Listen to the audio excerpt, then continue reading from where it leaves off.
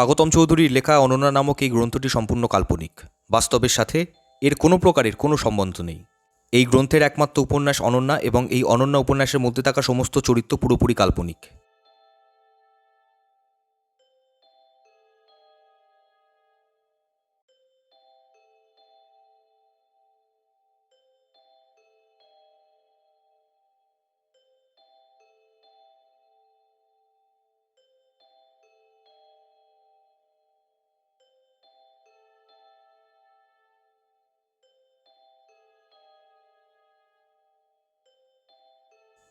পূর্ণাদেবী ওনার পুত্রবধূকে উদ্দেশ করে বললেন, না রে কোকিলা, আমি চা বানিয়েছি, উনি খেয়েছেন। কোকিলা দেবী সেই স্থান ত্যাগ করলেন। কোকিলা দেবী সরকার বাড়ির দ্বিতল হতে একতলায় গমন করার পর পূর্ণাদেবী ওনার স্বামীকে বললেন, দেখো, প্রতিটা সংসারেই আপন মানুষগুলির মধ্যে কম বেশি মনোমালিন্য থাকে। তা বলে আমার মনে হয় না বিনাকে বিষ প্রয়োগের মতো পাপ কেউ করবে। বিদ্যুৎ সরকার। দেখো পূর্ণা, শৈশবে পিতামাতাকে হারানোর পর এই জগতের কঠিন বাস্তবগুলির সহিত একের পর এক আমার আলাপ হয়েছে। এ জগতের কঠিন চিত্রগুলির সাথে তোমারও তো আর কম পরিচয় ঘটেনি। শোনো পূর্ণা, বাইরের শনাক্ত শত্রুর নিরিখে অন্দরের ঘাপটি দিয়ে বসে থাকা গোপন শত্রু যে অনেক গুণ বেশি ভয়ানক। পূর্ণা, তুমি যদি সহমত পোষণ করো তবে আমি নিতুকে আর কোকিলাকে নিজের গ্যাঁটের কড়ি খরচ করে হলেও আলাদা বাড়ি কিংবা ফ্ল্যাট ভাড়া করে দিচ্ছি। তাহলে আর অন্ততপক্ষে আমাদের এই তিনটি মানুষকে বার্ধক্যকালে নিজের পুত্রবধূর নিকট হতে বিষ সেবন করে মরতে হবে না। পূর্ণা সরকার। মাথাখানি দেখছি তোমার একদম গিয়েছে। কি বলছোটা কি তুমি? কোকিলা আমার নিজের কন্যা সম, ও আমার তোমার বিনার এত বড় সর্বনাশ করার কথা কি কখনো ভাবতে পারে? আর তাছাড়া ছোটবেলায় ও যখন অসুস্থ হয়ে হাসপাতালে মৃত্যুর সঙ্গে লড়াই করছিল, সে সময় আমি আমার ফিক্স ভেঙে আমার গহনা বেচে ওর চিকিৎসা করিয়েছিলাম। কোকিলা হাসপাতালে থাকাকালীন একটা রাত্রিও আমি বাড়িতে কাটাইনি। হাসপাতালে মেয়েটার কাছে পড়েছিলাম। নিতুর সাথে তখন তো ওর বিবাহ হয়নি। আমি নিজের ধন প্রাণ উজাড় করে নিজ মাতা অধিক স্নেহে ওকে যত্ন করে সুস্থ করে তুলেছিলাম। তুমি তো সবই জানো। কোকিলার সুস্থ হয়ে ওঠার দরুন নিজের প্রাণপাত করে দিয়েছিলাম। কোকিলা কি সেগুলো কোনোদিনও ভুলতে পারে? না না, কোনো মানব সন্তান অন্তত এত বড় বেঈমান হতে পারে না। সব কিছু ভুলে আমার কিংবা আমার বোনের বা আমার সংসারের এত ভয়ানক ক্ষতি সাধন কোকিলা কি করে করতে পারে? বিদ্যুৎ সরকার।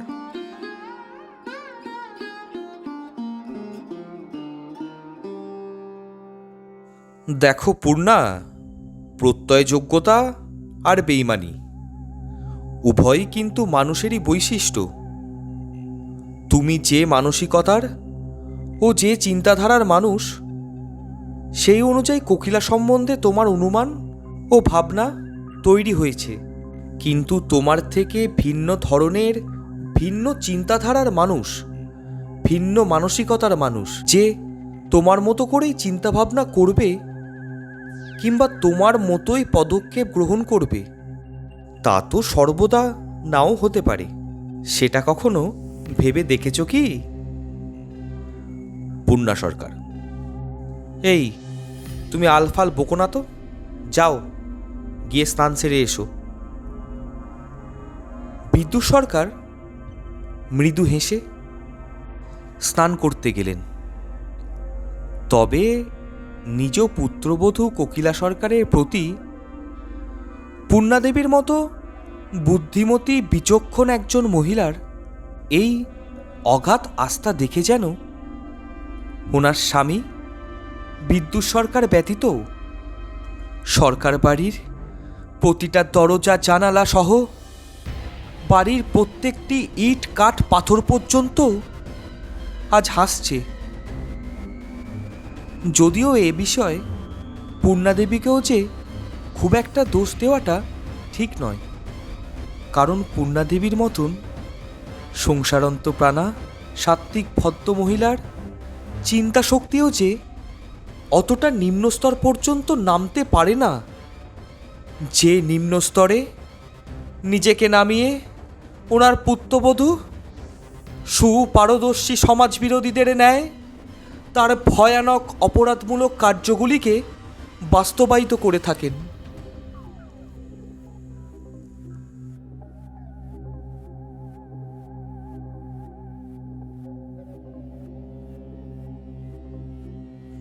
সেদিন বীণাদেবীর জ্ঞান ফেরার পর থেকে যে নেতিবাচক শারীরিক লক্ষণসমূহ ধীরে ধীরে ওনার মধ্যে দেখা দিতে শুরু করলো, তা যে বীণাদেবীর অচৈতন্য হয়ে পড়ার দিনের ওই মর্মান্তিক পরিস্থিতির নিরিখেও আরও অনেক গুণ বেশি ভয়ানক। ওই দিনের পরেই আস্তে আস্তে বাকশক্তি হারিয়ে ফেলার সাথেই শক্ত সমর্থ মহিলাটি দেখতে দেখতে খুবই অল্প সময়ের মধ্যেই সম্পূর্ণরূপে শয্যাশায়ী হয়ে পড়লেন। বলা যেতে পারে দীর্ঘ সময় ধরে স্লো পয়জনিংয়ের নেতিবাচক ক্ষতিকারক প্রভাব ঠিক যেমন একটা সুস্থ সবল মানুষকে ধীরে ধীরে দুর্বল করে তাকে মৃত্যুপথযাত্রী করে তোলে, অনেকটা তেমন। আর এই ক্ষেত্রে অপরাধীর একটা বাড়তি সুবিধা তাকে এই ধরনের ঘৃণ্য অপরাধ তথা মহাপাপ বাস্তবায়িত করার ক্ষেত্রে অনেকটাই সুবিধা করে দিয়েছে। যে সুবিধা এই ধরনের সূক্ষ্ম অপরাধমূলক কাজকে পরিণতি দেওয়ার সময়কালে অনেক ক্ষেত্রেই কুটিল বুদ্ধির অধিকারী অপরাধীরা পেয়ে থাকেন, তা হল আপন মানুষগুলির প্রতি মানুষের অপার স্নেহ ও অগাধ বিশ্বাস, এবং ভদ্র সমাজে বসবাসকারী সুস্থ মস্তিষ্কের উচ্চ এবং উন্নত মানসিকতার ও স্বাভাবিক চিন্তাধারার মানুষগুলি এই ধরনের কুটিল অপরাধীদের ন্যায় বিকৃত চিন্তাভাবনার, নীচ মানসিকতার ও কুটিল অভিসন্ধির অধিকারী না হওয়া, যার ফলস্বরূপ এই অপরাধীরা খুব সহজেই সকলের আড়ালে কারো কিছু বুঝে ওঠার পূর্বেই নিজেদের অপরাধমূলক কর্মকাণ্ড সাফল্যমণ্ডিত করে ফেলতে সক্ষম হন। কারণ ভদ্র সমাজে বসবাসকারী সুস্থ মস্তিষ্কের, উন্নত মানসিকতার ও স্বাভাবিক চিন্তাধারা সম্পন্ন মানুষগুলি যে এটা কল্পনাই করতে পারবেন না যে এক ছাদের তলায় থেকে তাদের আপন মানুষদেরই কারো মনে ও মস্তিষ্কে এই ধরনের নিকৃষ্ট মানের অপরাধ বাসা বাঁধতে পারে। হ্যাঁ, তবে অত্যধিক বুদ্ধিমান হওয়ার সাথেই যদি কোনো ব্যক্তি অপেক্ষাকৃত কম আবেগপ্রবণ হয়ে থাকেন, তাহলে হয়তো তিনি এমন অশনি কীর্তির আঁচ পেলেও পেতে পারেন। তা না হলে যে কোনো ব্যক্তির পক্ষেই এটা যে বিশ্বাস করে ওঠাই খুব কঠিন যে দীর্ঘ বছর ধরে এক দেওয়ালের মধ্যে ও এক ছাদের তলায় বসবাসকারী তার আপন মানুষগুলির মধ্যেই কেউ তার এবং তার পরিবারের এত বড় ক্ষতি সাধন করতে পারেন। আর এই ক্ষেত্রেও অপরাধী তার প্রতি তার আপন মানুষদের এই বিশ্বাসের আর এই আস্থারই কুফায়দা তুলে পূর্ণাদেবীর অবিবাহিতা বোন বীণা ব্যানার্জির এই চরম ক্ষতি করে ফেললেন। যে ক্ষতি, যে অপরাধ পূর্ণা সরকার তার পুত্রবধূ কোকিলা সরকারের নিকট হতে কোনো দিনও কোনোভাবেই আশা করতে পারেননি। শাশুড়ির প্রতি তার পুত্রবধূর মেকি ভক্তির আড়ালে যে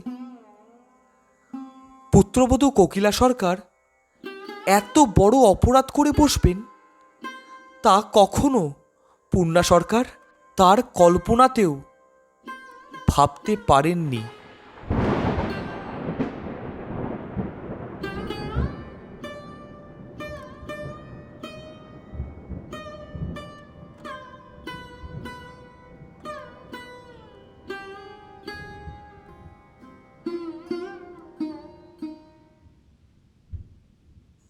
নিজের অসুস্থ শরীর নিয়েও এই বার্ধক্যে পূর্ণা সরকারকে অসুস্থ বোনের নিত্য সেবায় নিয়োজিত থাকতে হয়।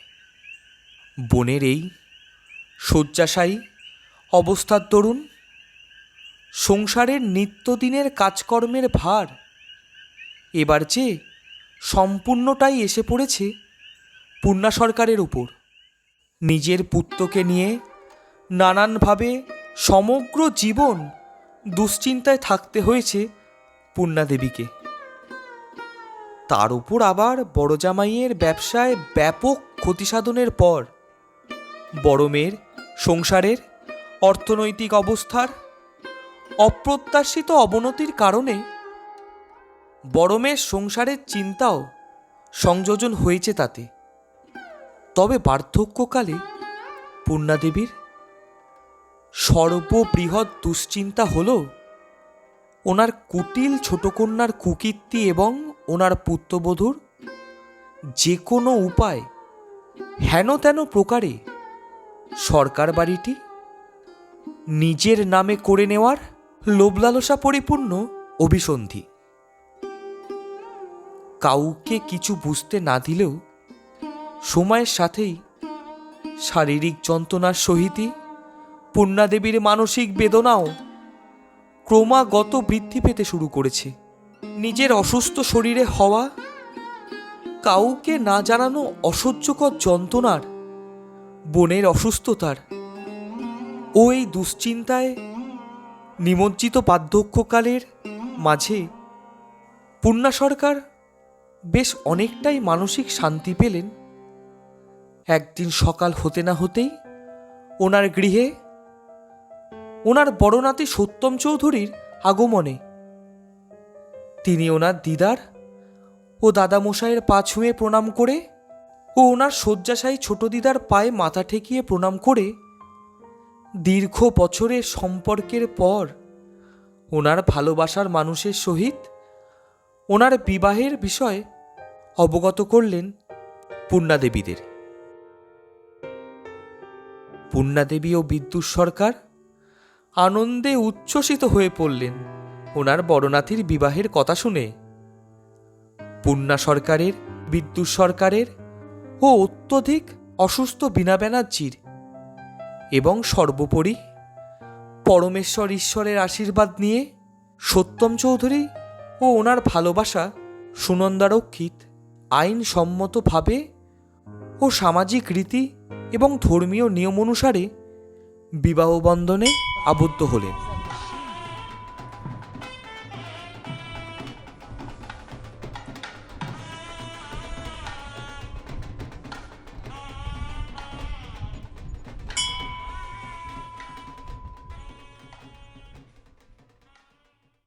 অত্যন্ত শুভাকাঙ্ক্ষী গুরুজনের ন্যায় বড় নাতির বিবাহ শুরু হওয়া থেকে সম্পন্ন হওয়া পর্যন্ত সম্পূর্ণটাই অত্যন্ত দায়িত্ব সহকারে পরিচালনা করলেন পূর্ণাদেবী। শত দুশ্চিন্তার মাঝেও যেন পূর্ণাদেবী ওনার বড় নাতির বিবাহ সম্পন্ন হওয়ার দরুন অপার মানসিক শান্তি পেলেন। একটা অদ্ভুত তৃপ্তি ও প্রশান্তি যেন পূর্ণা সরকারের মন ঠান্ডা করে দিল।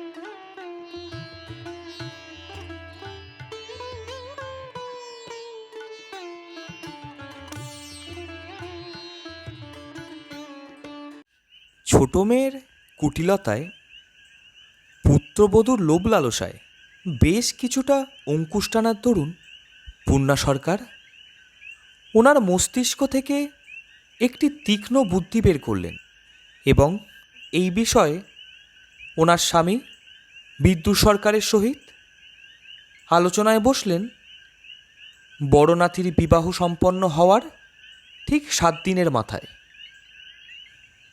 পূর্ণা সরকার: ওগো শুনছ? বলছি যে তোমার সাথে কিছু কথা ছিল। বিদ্যুৎ সরকার: কি কথা বলবে বলো পূর্ণা। পূর্ণা সরকার: তুমি ওই যে একটা কথা প্রায় বলতে, সেই কাজটি আর দেরি না করে এবার করে ফেললে কেমন হয় বলো দেখিনি। বিদ্যুৎ সরকার: কোন কথাটি বলছো বলো তো। পূর্ণা সরকার: ওই যে তুমি খালি বলতে, নিতুর ওপর এই ব্যাপারে খুব একটা ভরসা হয় না। ও কখন যে কি করে বসে তার নেই ঠিক। তাই এই বাড়িটার একটা যোগ্য উত্তরাধিকার লাগবে। তাই এই বাড়িটা তুমি আমাদের বড়বাবুর নামে করে দেবে বলতে যে প্রায়, মনে আছে তোমার? বিদ্যুৎ বাবু: হ্যাঁ, তা আবার মনে নেই? আমি তো এখনও বলি, আরে তুমিই তো খালি আমাকে বলতে যে এখন সঠিক সময় নয়, ওসব পরে হবে। পূর্ণা দেবী: হ্যাঁ, তা ঠিকই তো বলতাম। প্রতিটা কাজেরই তো একটা উপযুক্ত সময় আছে, আর এখন এই কাজটি সম্পন্ন করার উপযুক্ত সময় হয়েছে, বুঝলে? বিদ্যুৎ সরকার: তার দেরি করে কি লাভ? যত দ্রুত সম্ভব বাড়িটা বড়বাবুর নামে করে দিলেই তো হয়। ঠিক আছে, আমি উকিলবাবুর সাথে এই বিষয়ে এ সপ্তাহেই কথা বলে নিচ্ছি। বিদ্যুৎ সরকারের এই কথা শেষ হতে না হতেই ঝনঝন করে বাসন পড়ার একটা তীব্র শব্দ শোনা গেল। সঙ্গে সঙ্গে সেই শব্দটিকে অনুসরণ করে পূর্ণাদেবী ছুটে গেলেন সিঁড়ির দিকে। গিয়ে দেখলেন ওনার পুত্রবধূ কোকিলা সরকার তার হাত হতে মাটিতে পড়ে যাওয়া বাসনগুলি একটা একটা করে পুনরায় তার হাতে তুলে নিতে ব্যস্ত। বিদ্যুৎবাবু ছুটে এলেন সিঁড়ির দিকে।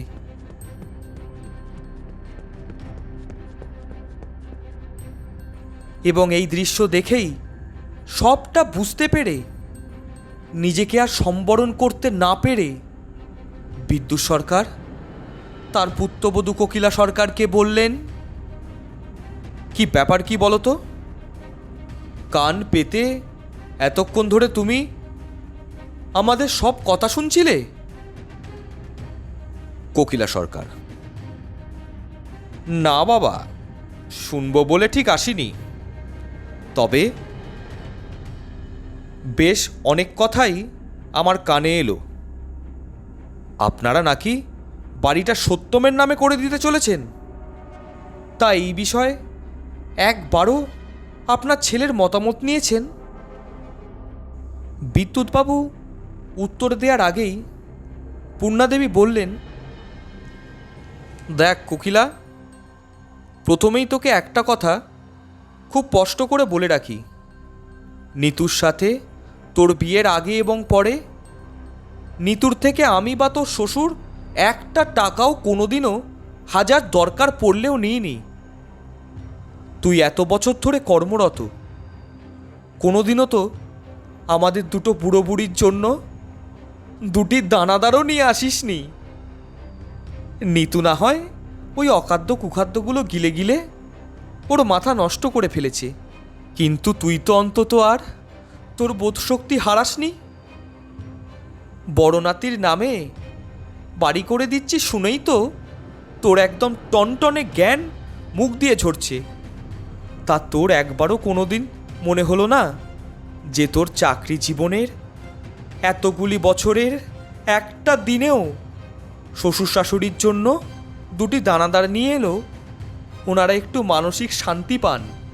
উল্টে এতগুলি বছর যাবৎ তোদের বৈবাহিক জীবনের যাবতীয় ব্যয় তো আমরাই বহন করে চলেছি। আর আজ যেই শুনলি আমরা আমাদের বাড়িটা আমাদের বড় নাতিকে দিতে চলেছি, অমনি তোর গায়ে ফোসকা পড়ে গেল, তাই না? শোন কোকিলা, আমাদের প্রতি ওইটুকুনি একটা ছেলের যা অনুভূতি আছে, যা টান আছে আর ভালোবাসা আছে, তা যে আর অপর কারোরই নেই। ওর যা যত্ন স্নেহ আমাদের প্রতি, তাতে যেন প্রাণটা জুড়িয়ে যায়। আর আমাদের যে কোনো দরকারে যেমন একটা সময় আমরা আমাদের বড় মেয়ে বড় জামাইকে পাশে পেয়েছি, এখন ঠিক তেমনই ওদের সন্তান আমাদের বড়বাবুই তো সর্বক্ষেত্রে নির্দ্বিধায় আমাদের পাশে যথাসাধ্য দাঁড়ায়। আর অপর কারো কোনো টানই তো দেখি না আমাদের প্রতি।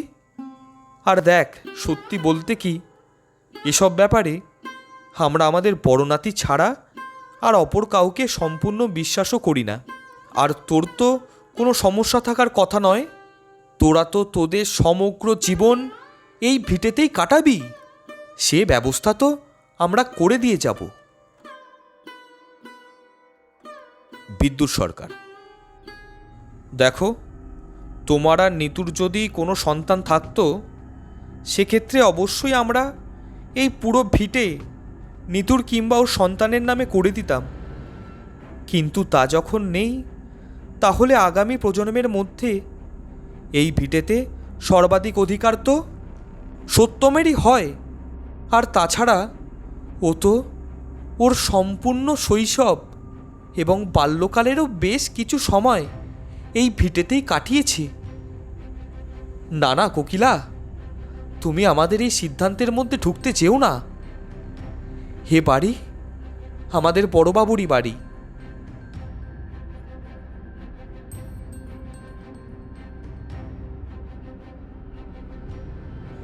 পূর্ণাদেবী ও বিদ্যুৎবাবুর কথাগুলি শুনে কোকিলা সরকার তেলে বেগুনে জ্বলে উঠে পুনরায় তার হাত থেকে বাসনগুলি আছড়ে মেঝেতে ফেলে তারস্বরে চেঁচিয়ে বলে উঠলেন, কান খুলে শুনে রাখুন আপনারা দুজনেই, হে আমি কোনো মতেই হতে দেব না। যত দূর যেতে হয় আমি তত দূর পর্যন্ত যাব, কিন্তু এ আমি কিছুতেই হতে দেব না। এই বলে এক রাশ খুব বুকে ধরে কোকিলা সরকার দৌড়ে সিঁড়ি দিয়ে বাড়ির দ্বিতল হতে একতলায় নেমে গেলেন।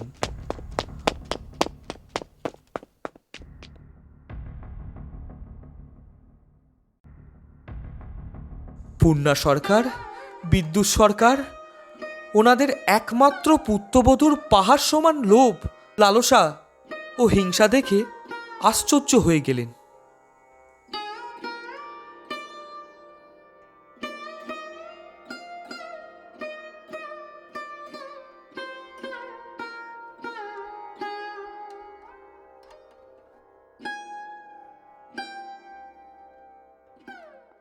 শ্বশুর শাশুড়ির এই সিদ্ধান্ত যেন ক্রমাগত কোকিলা সরকারের মনে ও মস্তিষ্কে আলোড়নের সৃষ্টি করে চলেছে।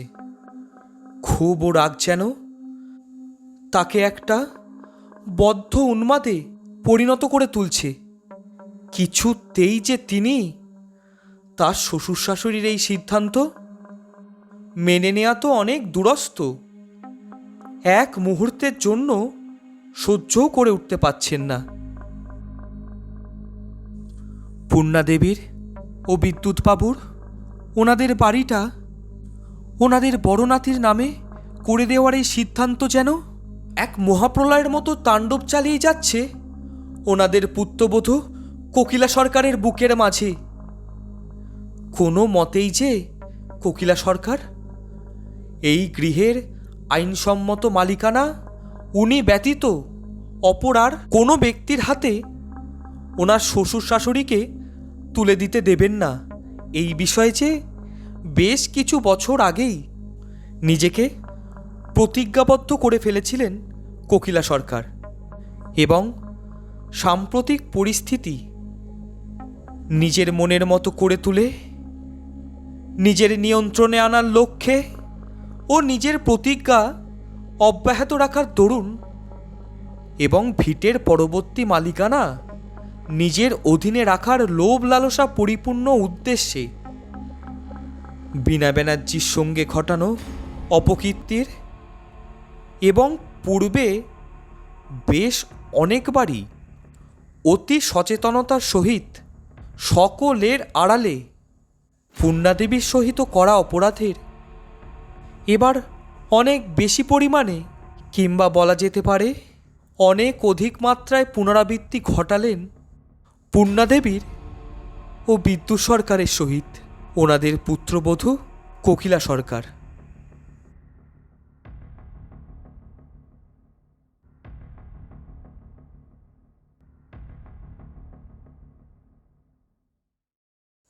এক বিকেলে চায়ে পরিপূর্ণ পাত্রটি নিয়ে তিনি ওনার শাশুড়ি পূর্ণাদেবীকে বললেন, মা, তোমার আর বাবার জন্য চা করে এনেছি। পূর্ণাদেবী: হ্যাঁ দে। দুপুরে যে কাতলাটা রেঁধে দিয়েছিলাম তুই আর নিতু খেয়েছিলি? কোকিলা সরকার: হ্যাঁ মা, খেয়েছিলাম। সত্যি কি অসাধারণ স্বাদ হয়েছিল, এখনো যেন জিভে লেগে রয়েছে। আচ্ছা মা, চা গরম রয়েছে, এই সদ্য আমি বানিয়েছি তোমাদের জন্য, তুমি আর বাবা খেয়ে নিও। এই বলে সদ্য প্রস্তুত করা চায়ে পরিপূর্ণ পাত্রটি পূর্ণাদেবীর হাতে তুলে দিয়ে বাড়ির দ্বিতল হতে একতলায় গমন করলেন কোকিলা সরকার। এবং কোকিলা সরকারের ভয়ানক উদ্দেশ্য সম্বন্ধে অজ্ঞাত থাকা পূর্ণাদেবী বিষ মেশানো চায়ের পাত্রটি কোকিলা সরকারের হাত থেকে নিয়ে কিছু পরিমাণ চা সেখান হতে একটি পেয়ালায় ঢেলে পান করলেন।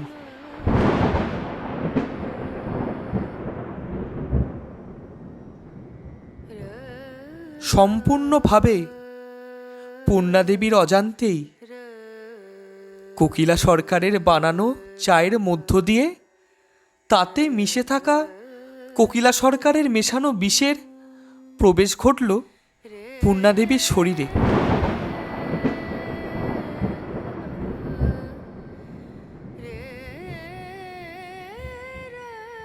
প্রকৃতিও যেন স্তব্ধ হয়ে গেল এই নির্মম ঠান্ডা মাতার মস্তিষ্কের সাংঘাতিক হত্যালীলার প্রচেষ্টা এতটা সাবলীলতার সহিত বাস্তবায়িত করে মা বলে ডাকা শাশুড়ির শরীরে কোকিলা সরকারের বিষ প্রয়োগ করার এই দৃশ্যের সাক্ষী হয়ে চারিপাশের গাছগুলির যেন একটি পাতাও সামান্যটুকুও দুলছে না।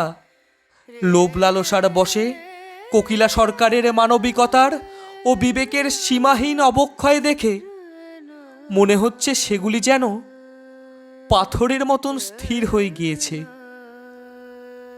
যে পূর্ণা সরকার তার পুত্রের সহিত কোকিলা সরকারের বিবাহের আগে এবং পরে সর্বরকমভাবে নিজের কন্যার ন্যায় কোকিলা দেবীকে আগলে রেখেছেন, এতগুলি বছর ধরে সুযোগ বুঝে অতি সচেতনতার সহিত সকলের চোখের আড়ালে সেই পূর্ণা দেবীকে বিষ প্রয়োগ করতে একটি পারের জন্য কোকিলা সরকারের হাত কাঁপেনি। পূর্ণা দেবীর শরীরে মাঝে মধ্যেই হঠাৎ করে হওয়া অদ্ভুত ধরনের তীব্র যন্ত্রণাটি যে স্লো পয়জনিংয়ের স্বাভাবিক উপসর্গ, তা যে পূর্ণা দেবী কোনো দিনও কল্পনাও করতে পারেননি। পূর্ণা দেবীর দাপট হতে সংসারের রাশ নিজের অধীনে আনার ও সরকার বাড়ির আইনসম্মত মালিকানা লাভ করার লোভে এতটা নিচে নিজেকে নামিয়ে যে ভয়ানক অপরাধ কোকিলা সরকার ঠান্ডা মাথায় এতগুলি বছর ধরে করে চলেছেন, তা যে কোনো অত্যন্ত পারদর্শী পেশাদার খুনিকেও অনায়াসে লজ্জায় ফেলে দেবে। সৌভাগ্যবশত বিদ্যুৎ সরকারকে যদিও সেই বিষ মেশানো চা পান করতে হলো না, কারণ প্রাত্যহিক বৈকাল ভ্রমণ সেরে এদিন বিদ্যুৎ সরকারের বাড়ি ফিরতে দেরি হওয়ায় পূর্ণা দেবী ওনার স্বামীকে নতুন করে চা বানিয়ে দিলেন এবং ওনার পুত্রবধূর দেওয়া অবশিষ্ট চা অনেকক্ষণ আগে তৈরি হওয়ার দরুন তা পূর্ণা দেবী ফেলে দিলেন। এর ঠিক 3 দিন পর পূর্ণা দেবীর ব্যাপক জ্বর এলো, আর তার সাথেই ওনার শরীরে মাঝে মধ্যে হঠাৎ হওয়া সেই অদ্ভুত যন্ত্রণাটির পুনরায় আগমন ঘটল।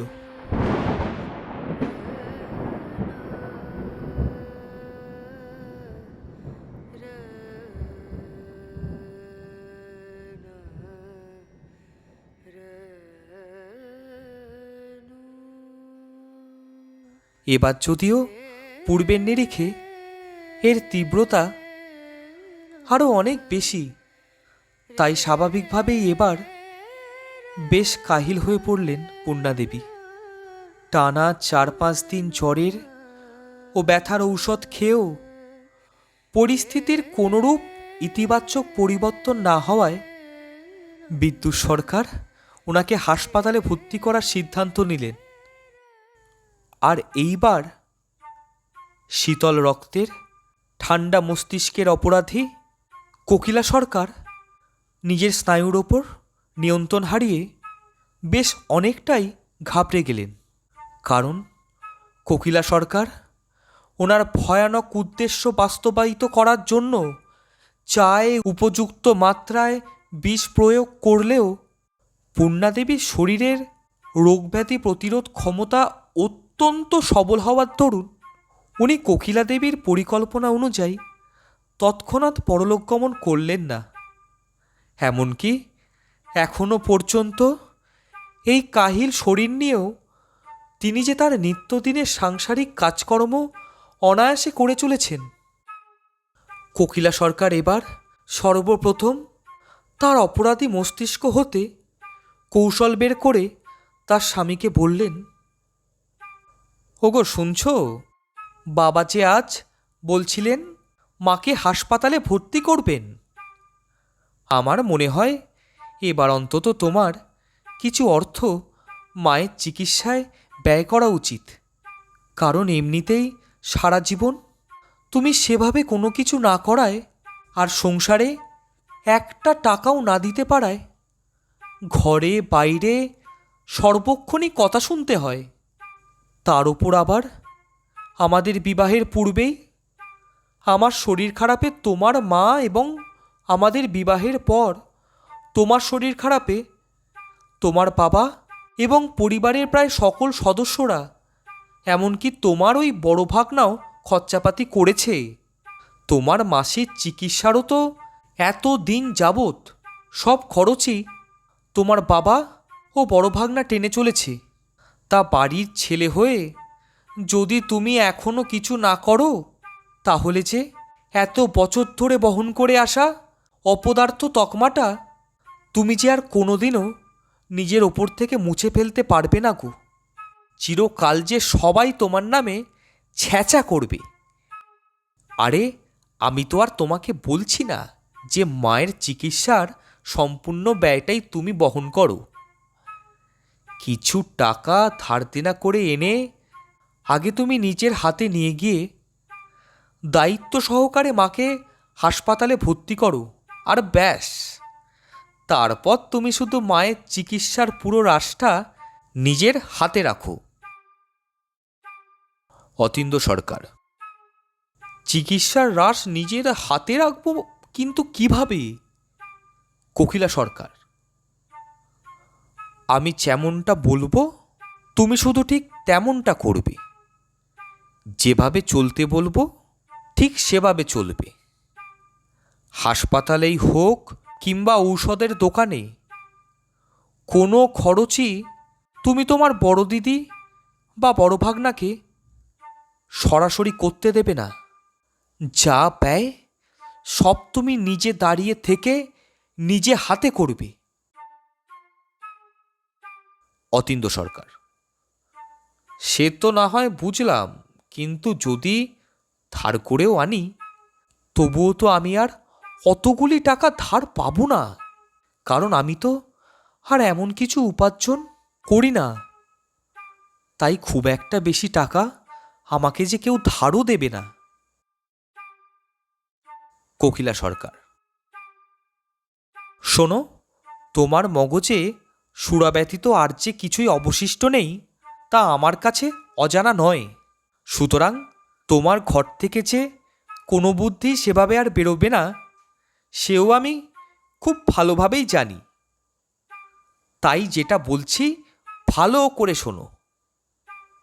মায়ের অসুস্থতায় হাজার অভাবেও তোমার বড় দিদি, বড় জামাইবাবু আর ওদের ওই ছোড়া তোমার বড় ভাগনা ঠিকই যে কোনো মূল্যে সমুদ্রের স্রোতের মতো অর্থ ব্যয় করতে প্রস্তুত হয়ে যাবে, ও তা করবেও। তোমার প্রতি তোমার দিদির যা অন্ধ স্নেহ, তুমি যদি তোমার দিদিকে বলো মায়ের চিকিৎসা বাবদ ব্যয় করার সব অর্থ তোমার হাতে দিয়ে যেতে, কারণ মায়ের চিকিৎসা তুমি দায়িত্ব সহকারে নিজে হাতে করতে চাও, তাহলে যে তোমার দিদি নির্দ্বিধায় তোমার কথাই শুনবে। আর তোমার বড় জামাইবাবু আর বড় ভাগনা মায়ের চিকিৎসার সব টাকা অবশ্যই তোমার দিদির হাতেই দেবে।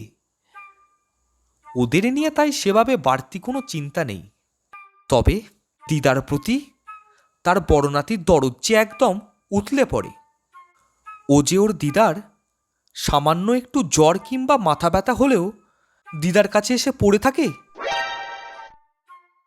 এবারও যবে থেকে মা অসুস্থ হয়েছেন তবে থেকেই ও কিন্তু প্রায় সবসময়ই মায়ের সাথে এঁটে রয়েছে। সকাল হতে না হতেই চলে আসছে, আর দুপুর হলে শুধু দুপুরের আহারখানি সারতে বাড়ি যাচ্ছে। আবার সন্ধ্যার মুখে ওই যে ও এখানে চলে আসছে। সেই রাতে মা ঘুমিয়ে পড়ার পর আবার নিজের বাড়ি ফিরছে। একেরামে রক্ষে নেই। এখন তো তার সাথেই আবার সুগ্রীব দোসর হয়েছে। এখন তো আবার তোমার ভাগনার নববিবাহিত বউটাও ওর পিছন পিছন এসে জুটছে। ওই বউটা এসেই কেমন দিদা দিদা করে একদম গলে যাচ্ছে। উফ, জ্বালা কম। তোমার ভাগনার এ বাড়িতে আসাটা কিন্তু যে কোনো উপায় বন্ধ করতেই হবে, কারণ তোমার ভাগনা যা চালুযন্ত্র জিনিস, ওর উপস্থিতিতে কিন্তু মায়ের চিকিৎসার রাশ তুমি নিজের হাতে রাখতে পারবে না। আর তাহলে তোমার ওপর চেপে বসে থাকা অপদার্থ তকমাটাও তুমি আর কোনোদিনও মুছে ফেলতে পারবে না। সারা জীবন তো আমার একটা কথাও শুনলে না। এবার একটু শুনেই দেখো না তোমার ভালো হয় কি না।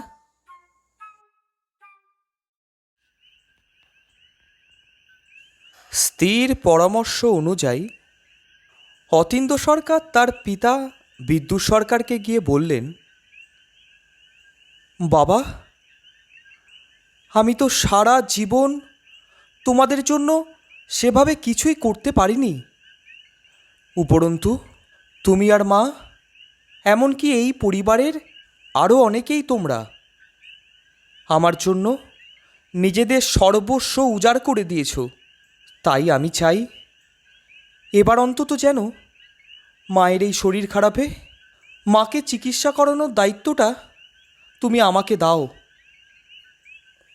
বিদ্যুৎ সরকার: দেখ নিতু, এই নিয়ে আমি বা তোর মা তোকে কি কোনোদিনও কিছু বলেছি? বলিনি তো? তাহলে আজ তুই হঠাৎ এসব বলছিস যে? শোন নিতু, তুই আমাদের ছেলে, তোকে আমরা এই পৃথিবীর আলো দেখিয়েছি। তোর বিপদে বা অসুস্থতায় আমরা তোর পাশে থাকব, এটাই তো স্বাভাবিক। আর দেখ বাবা, সুখে দুঃখে আমি আর তোর মা চিরকালই কাঁধে কাঁধ মিলিয়ে লড়াই করেছি। জীবনের এতটা পথ একসাথে চলেছি। সুসময় অসময়, উত্থানে পতনে, সর্বদাই সব পরিস্থিতিতে একে অপরকে সামলেছি। আজ তোর মায়ের অসুস্থতাতেও আমি ঠিক পারবো সবটা সামলে নিতে।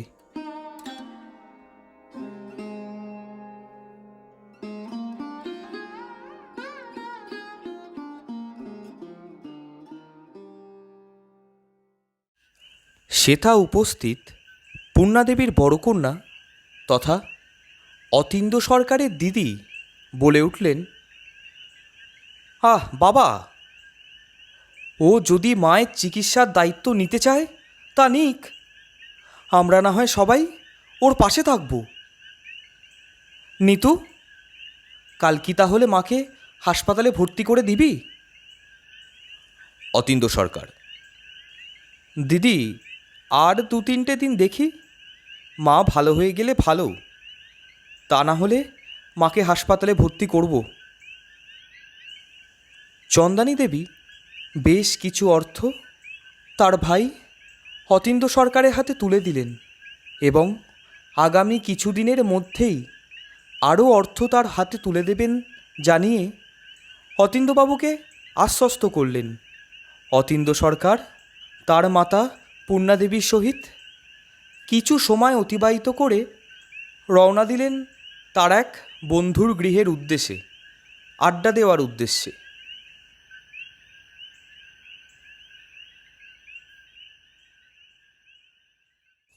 একজন পারদর্শী অপরাধীর ন্যায় কোকিলা সরকার তার অপরাধী মস্তিষ্ক প্রসূত বুদ্ধির দ্বারা ওনার স্বামীকে নিজের কথার জালে ফাঁসিয়ে ভুল বুঝিয়ে পূর্ণাদেবীর হাসপাতালে ভর্তি হওয়াটা বেশ কিছুদিন পিছিয়ে দিলেন।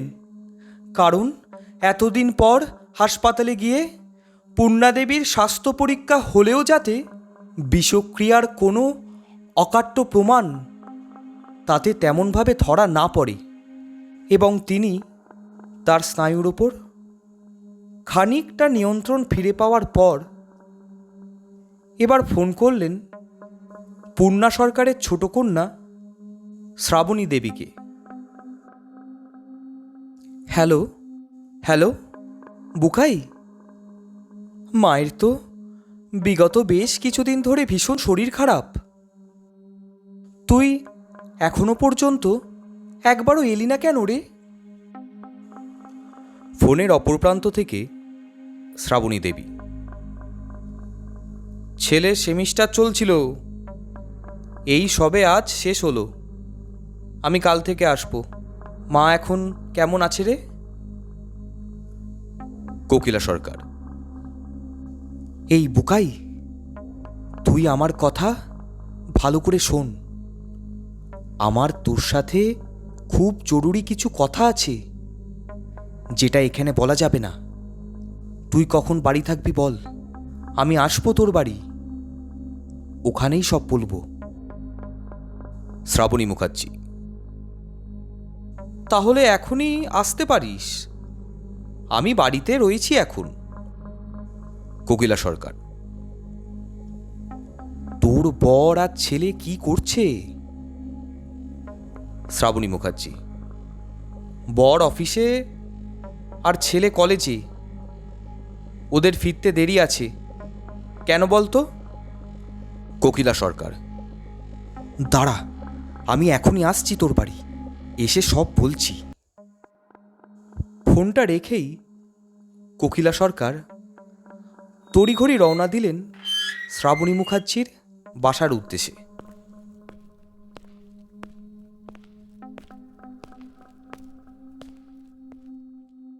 সে তা পৌঁছে সর্বপ্রথম শ্রাবণী মুখার্জির থেকে এক গ্লাস জল চেয়ে খেলেন এবং তারপর তিনি শ্রাবণী মুখার্জিকে বললেন, বুকাই, আমি যে এক কঠিন সংকটে পড়ে তোর কাছে এলাম, কারণ আমি জানি একমাত্র তুই আমার কষ্ট, আমার আক্ষেপ বুঝবি। শ্রাবণী মুখার্জি। কি হয়েছে কি বল? কোকিলা সরকার। দেখ বুকাই, তুই যে শুধুই আমার ননদ তা তো নয়, ননদ হওয়ার সাথেই তুই তো আমার ছোটবেলার বন্ধুও। তাই আজ আমি বিশ্বাস করে তোকে কিছু কথা বলবো। তুই তুই আমায় কথা দে রে বুকাই, তুই অন্তত আমার কষ্টটা একটু বুঝবি। শ্রাবণী মুখার্জি। আরে আগে বলবি তো, হঠাৎ করে কি এমন সংকট তোর মাথায় ভেঙে পড়েছে? কোকিলা সরকার। দেখ বুকাই, আমি তোর বাবা মায়ের অর্থাৎ আমার শ্বশুর শাশুড়ির কোনো দিনও কোনো ক্ষতি চাইনি, কিন্তু ওনাদের নেওয়া একটা অপ্রত্যাশিত সিদ্ধান্ত যে আমি কোনোভাবেই মেনে নিতে পারিনি রে। শ্রাবণী মুখার্জি। সিদ্ধান্ত? কী সিদ্ধান্ত আবার নিয়ে বসলো বাবা মা? কোকিলা সরকার। বাবা, গোটা বাড়িটা ওনার বড় নাতি সত্যম চৌধুরীর নামে লিখে দিতে বসেছেন। মাও যে তাতে সাই দিয়ে দিয়েছেন। কোকিলা সরকারের মুখ থেকে এই কথা শুনেই আরাম কেদারাটি থেকে উঠে দাঁড়িয়ে চরম ক্রোধান্বিত হয়ে শ্রাবণী মুখার্জি বলে উঠলেন, কি কি বলছিস কি তুই কোকিলা? এর মানেটা কি? মা বাবা পুরো বাড়িটা সত্যমের নামে লিখে দিচ্ছে মানে?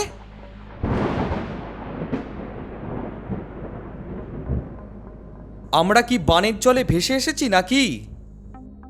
আমারও তো ছেলে রয়েছে, যদি বাড়িটা লিখে দেওয়ারই হয় তাহলে দুই নাতির নামে লিখে দিক, সত্যমের নামে শুধু লিখবে কেন? কোকিলা সরকার। কি স্বার্থপর রে তুই বুকাই, দুই নাতির নামে লিখে দিক মানে? আমার আর তোর দাদার কোনো সন্তান নাই থাকতে পারে, তা বলে কি আমরা মানুষ নই? আমি কোথায় ছুটে এলাম তোর কাছে যাতে আমার কষ্টে সুরাহা হয়, আর তুই তো দেখছি আমার কথা ভাবছিসই না। হ্যাঁ রে বুকাই, এই ছিল তোর মনে? সত্যি রে, আমার ভাগ্যটাই খারাপ। এই বলে বলা যেতে পারে প্রায় যাত্রার আদলেই কেঁদে উঠলেন কোকিলা সরকার।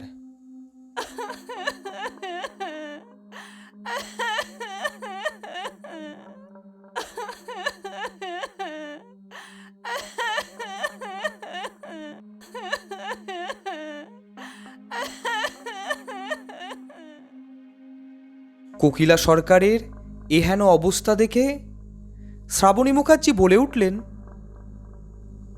এই, তুই আর এখন তোর এই ন্যাকা কান্না শুরু করিস না তো। তোর কথা আমি ভুলতে যাব কেন? যা হবে তা তোর আর আমার মধ্যে ভাগাভাগি করেই হবে। তুই থাম তো দেখি এখন। দেখছিস গোটা বাড়িটাই হাতছাড়া হয়ে যেতে বসেছে। আগে সেটা তো কোনো উপায় আটকাই, তারপর না হয় তোর আর আমার ভাগ বাটোয়ারাটা আমরা নিজেদের মধ্যে বুঝে নেব। তুই আগে আমাকে একটা কথা বল দেখিনি, বাবা এবং মা ওনাদের এই উদ্ভট সিদ্ধান্ত বাস্তবায়িত করার ক্ষেত্রে কতটা এগিয়েছেন? কোকিলা সরকার: এখনও এই বিষয়টি কেবলই বাবার মায়ের আলোচনার মধ্যেই সীমাবদ্ধ রয়েছে, কারণ মা এভাবে হঠাৎ অসুস্থ হয়ে পড়ায় বাবা সেই নিয়ে ব্যস্ত হয়ে পড়েছেন, তাই আর এসব দিকে বিশেষ মনোনিবেশ করে উঠতে পারেননি। তবে মা সুস্থ হয়ে উঠলেই ওনারা নির্ঘাত পদক্ষেপ গ্রহণ করতে আর বিলম্ব করবেন বলে মনে হয় না। একে তো জানিসই, তোদের মাসিকে পুষতে কম অর্থ তো আর ধ্বংস করেননি তোদের মা বাবা। তার উপর আবার এখন তোদের মাসির অসুস্থতায় সমুদ্রের স্রোতের মতো অর্থ ব্যয় করছেন তোদের মা বাবা। এরপর বাড়িটাও যদি আবার ওই সত্যমের নামে লিখে দেন, তাহলে আমাদের তো আর কিছুই অবশিষ্ট থাকবে না, বল? শ্রাবণী মুখার্জি: না না, বাড়ি ওর নামে লিখে দেবে আবার কি শুনি? বললেই হয়ে গেল বুঝি? শোন, কোনোভাবেই এটা হতে দেওয়া যাবে না। আমাদের অবিলম্বে কিছু একটা ব্যবস্থা গ্রহণ করতেই হবে।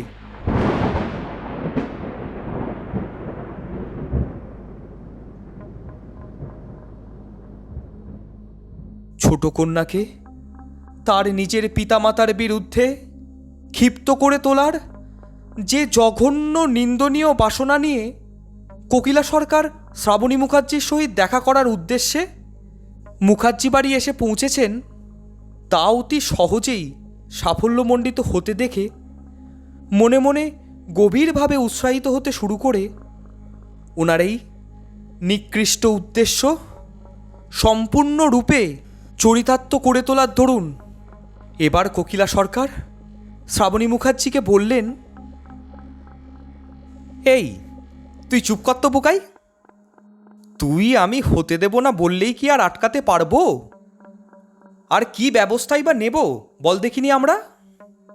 তোদের মা সুস্থ হয়ে উঠলে ওনার দাপটের কাছে আমাদের করা হাজার প্রচেষ্টাও যে সেই বিফলেই যাবে। উনি সুস্থ হয়ে উঠে পুনরায় সংসারের হাল ধরার সাথে সাথেই বাড়িটা দেখবি সত্যমের নামে হয়ে গিয়েছে, আর আমাদের শুধুই নীরব দর্শকের ন্যায় এই কাণ্ডের সাক্ষী থাকতে হবে মাত্র। তোদের মায়ের প্রতাপের নিকট মনে হয় না নীরব দর্শক ব্যতীত অপর কোনো ভূমিকা এই বিষয়ে আমরা পালন করতে পারবো। আর বাবার আর কি আছে, বাবার একার বশ চললে তো বহু বছর পূর্বেই এই ভিটের মালিক সত্যম হয়ে যেত। তোদের মায়ের সহমত পোষণের অপেক্ষাতেই তো উনি বসেছিলেন এতগুলি বছর। কি আর করব বল? এ সবই আমাদের দুর্ভাগ্য, বুঝলি? তা না হলে কি আর আজ আমাদের এমন পরিণতি হয়? তোদের মা বাবার যতই 3টে সন্তান আর 2টি নাতি থাক না কেন, ওনারা চিরকালই কেবল ওনাদের বড় সন্তান আর বড় নাতিকেই সন্তান ও নাতি হিসেবে মান্যতা দিয়েছেন। বাকিদের তো ওনারা ধর্তব্যের মধ্যেই ফেলেন না, আপন বলে মনেই করেন না। কোকিলা সরকারের এই বাক্যগুচ্ছ শেষ হওয়ার সাথেই অত্যধিক রাগান্বিত হয়ে শ্রাবণী মুখার্জি বলে উঠলেন,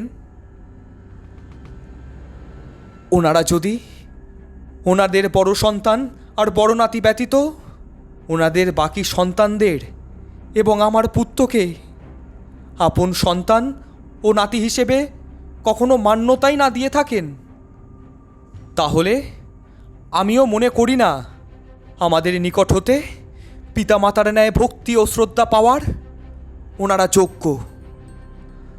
দেখ কোকিলা, তুই আমার জেদ সম্বন্ধে ছোটবেলা থেকেই অবগত। আমারও সন্তান রয়েছে। আমি ও বাড়ি কোনোভাবেই সত্যমের নামে হতে দেব না। এ আজ আমি প্রতিজ্ঞা করলাম। এর জন্য আমাকে যদি পিতামাতা ও সন্তানের মধ্যে যে কোনো একদিক বেছে নিতে হয়, তাহলে তুই জেনে রাখ, আমি 100 বারের মধ্যে 100 বারই নির্দ্বিধায় খুবই সাবলীলভাবে আমার সন্তানকেই বেছে নেব।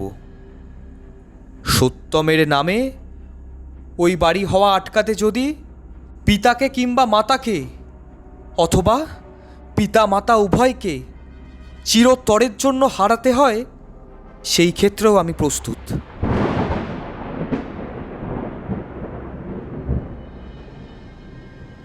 কিন্তু কখনোই কোনো মতেই ও বাড়ি আমি সত্যমের হতে দেব না। ইয়ার কি নাকি? আমি আর আমার ছেলে কি বানের জলে ভেসে এসেছি?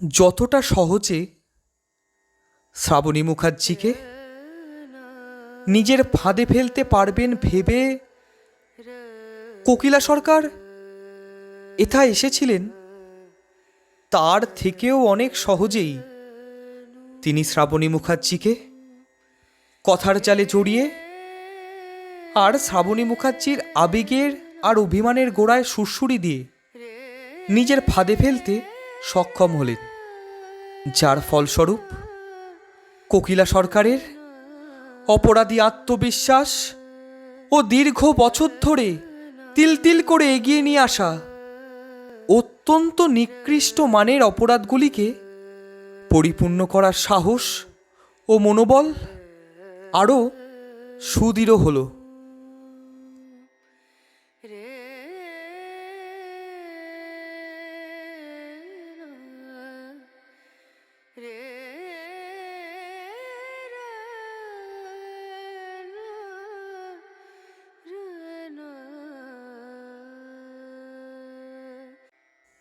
পূর্ণাদেবীর চরম ক্ষতিসাধন করার উদ্দেশ্যে এবার কোকিলা সরকার পূর্ণাদেবীর নিজের ছোট কন্যা শ্রাবণী মুখার্জিকেই নিজের পাশে পেয়ে গেলেন। সত্যি ভাবতেও যে অবাক লাগে, সামান্য বিষয় সম্পত্তির লোভ কিছু মানুষকে কতটা জঘন্য প্রাণীতে পরিণত করে থাকে। যে পূর্ণাদেবী ওনার সমগ্র জীবন অতিবাহিত করে দিলেন ওনার সংসারের, স্বামীর ও সন্তানদের কল্যাণ সাধনের উদ্দেশ্যে, আজ তাকেই কি জঘন্যভাবে নিজের পুত্রবধূর ও ছোট কন্যার লোভ লালসার শিকার হতে হচ্ছে। সুস্থ সবল মানুষটিকে বিষ প্রয়োগ করে মৃত্যুপদযাত্রী করে তুলতে একবারও হাত কাঁপল না ওনার পুত্রবধূ কোকিলা সরকারের। আর আরও ধিক্কারজনকভাবে কেবলই একটা সম্পত্তির লোভে কোকিলা সরকারের এই কুকীর্তির সঙ্গী হয়ে গেলেন পূর্ণাদেবীর নিজের ছোট কন্যা শ্রাবণী মুখার্জি। বিষ প্রয়োগের দরুন ক্রমাগতই পূর্ণা সরকারের শারীরিক স্থিতির অবনতি হতে শুরু করেছে, যার ফলস্বরূপ খুব স্বাভাবিকভাবেই ওনার পরিবারের মানুষগুলি ওনাকে নিয়ে হাসপাতাল ঘর করতে খুবই ব্যস্ত হয়ে পড়েছেন। বিষক্রিয়ার দরুন পূর্ণা সরকারের শরীরের নানান গুরুত্বপূর্ণ অঙ্গ প্রত্যঙ্গ গুরুতরভাবে ক্ষতিগ্রস্ত হয়েছে ও ক্রমাগত সেগুলির অবস্থার আরও অবনতি ঘটে চলেছে। সুতরাং সার্বিকভাবে ওনার শারীরিক স্থিতি সময়ের সাথে ক্রমেই আশঙ্কাজনক হয়ে উঠছে।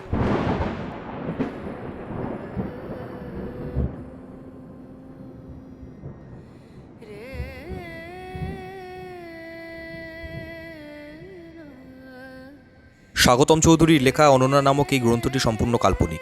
বাস্তবের সাথে এর কোনো প্রকারের কোনো সম্বন্ধ নেই। এই গ্রন্থের একমাত্র উপন্যাস অনন্যা এবং এই অনন্যা উপন্যাসের মধ্যে থাকা সমস্ত চরিত্র পুরোপুরি কাল্পনিক।